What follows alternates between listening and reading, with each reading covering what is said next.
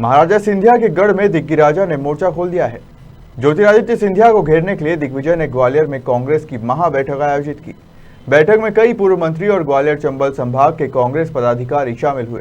Mission 2023 को लेकर कांग्रेस लगातार अलर्ट मोड में नजर आ रही है, जिसके चलते कांग्रेस प्रदेश भर में बैठकें आयोजित कर रही है। इसी कड़ी में आज सिंधिया के गढ़ ग्वालियर में पूर्व मुख्यमंत्री दिग्विजय सिंह ने महाबैठक का आयोजन किया, जिसमें ग्वालियर चंबल के सभी दिग्गज नेता शामिल हुए। इस दौरान 2023 में सिंधिया को उनके घर में घेरने की रणनीति कांग्रेस ने बनाई। वहीं विधानसभा चुनाव के लिए अंचल के बड़े मुद्दों पर मंथन भी किया। बैठक के दौरान पूर्व सीएम दिग्विजय सिंह ने कहा कि प्रदेश में आज महंगाई, बेरोजगारी, बिजली बिल, किसानों की समस्या, पेट्रोल डीजल, रसोई गैस महंगी हो गई है, लेकिन भाजपा सरकार इन मुद्दों से ध्यान भटकाने के लिए हिंदू मुस्लिम कर रही है। दिग्गी के मुताबिक कांग्रेस कार्यकर्ताओं पर झूठे मुकदमे दर्ज हो रहे हैं। कांग्रेस इसके खिलाफ जनसभाएं करेगी। इसके सबसे पहले दतिया में जनसभा होगी। कांग्रेस के सभी बड़े नेता अलग अलग इलाकों में जाकर बीजेपी की जन विरोधी नीतियों का विरोध करेंगे। सिंधिया को लेकर दिग्विजय सिंह ने कहा कि चुनौती व्यक्ति नहीं है, विचारधारा है। भाजपा की विचारधारा हमारी चुनौती है, जिसके खिलाफ दबंगई से लड़ेंगे। 2023 के चुनाव की तैयारी किस प्रकार से हो, पूरे प्रदेश में कमलनाथ जी ने बैठकें लेना शुरू कर दी हैं और विशेष तौर पर ग्वालियर चंबल संभाग में उन्होंने मुझे आदेश दिया कि मैं सभी लोगों से चल के बात करूं। और तो थोड़ा बारीकी बता दीजिए। उस पे बारीकी यही है कि हमारी मीटिंग पूरी हो जाती तो आपको पूरी बता देते, लेकिन फिर बता देता हूँ। हमारा पूरा जो जन जागरण अभियान का आपके पास जानकारी है, महंगाई, बेरोजगारी, शासकीय संपत्ति के पर बिक्री, आपके बिजली का बिल। मैं तो आप ही से पूछता हूँ, कमलनाथ जी की सरकार में आप पर कितना बिजली का बिल आ रहा था और अब कितना आ रहा है?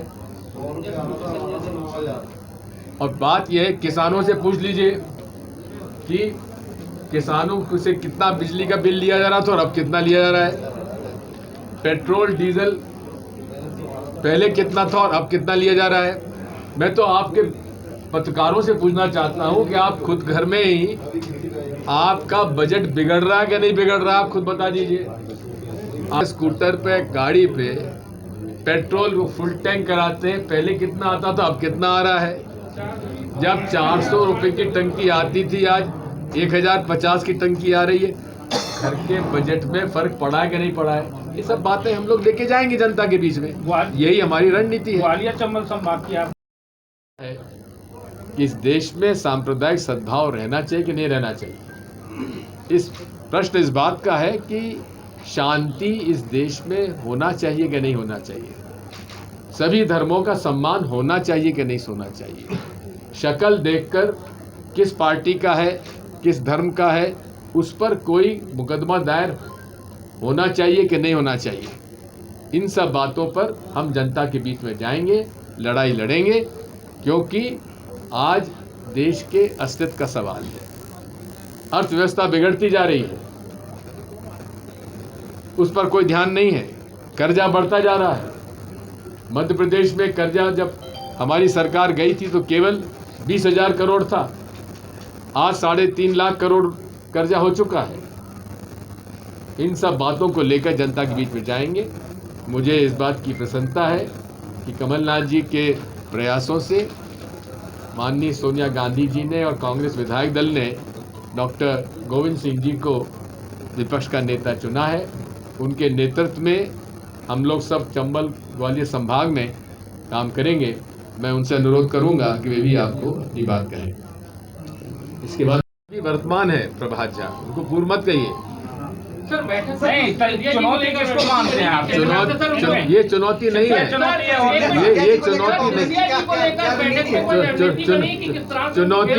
चुनौती ये नहीं है।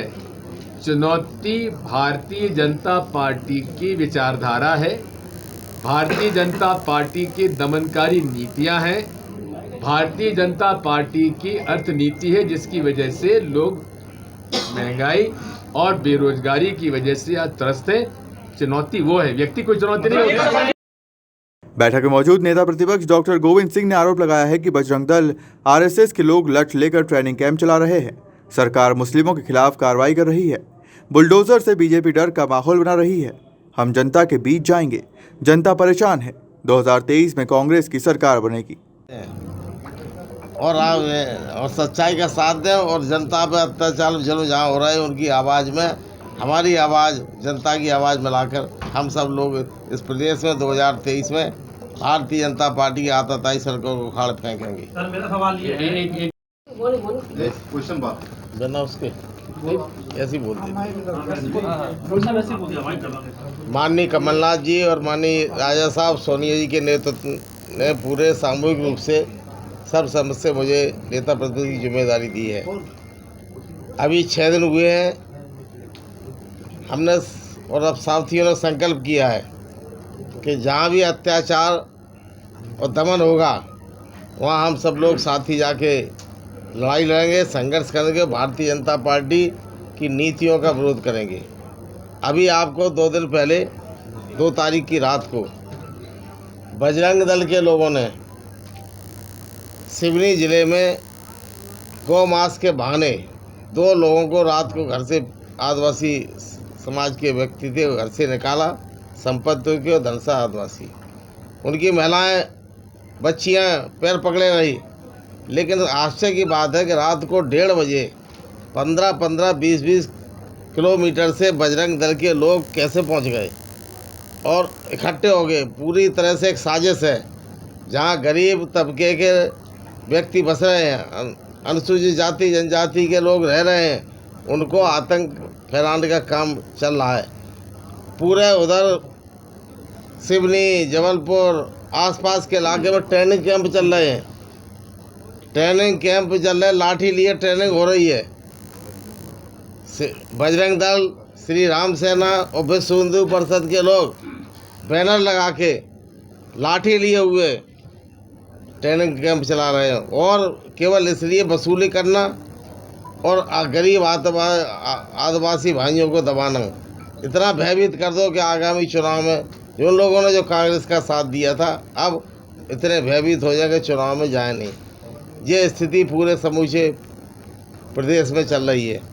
अगर हम लोग नहीं सहते, सब लोग हम संघर्ष नहीं करेंगे तो जनता भी हमें माफ़ नहीं करेगी।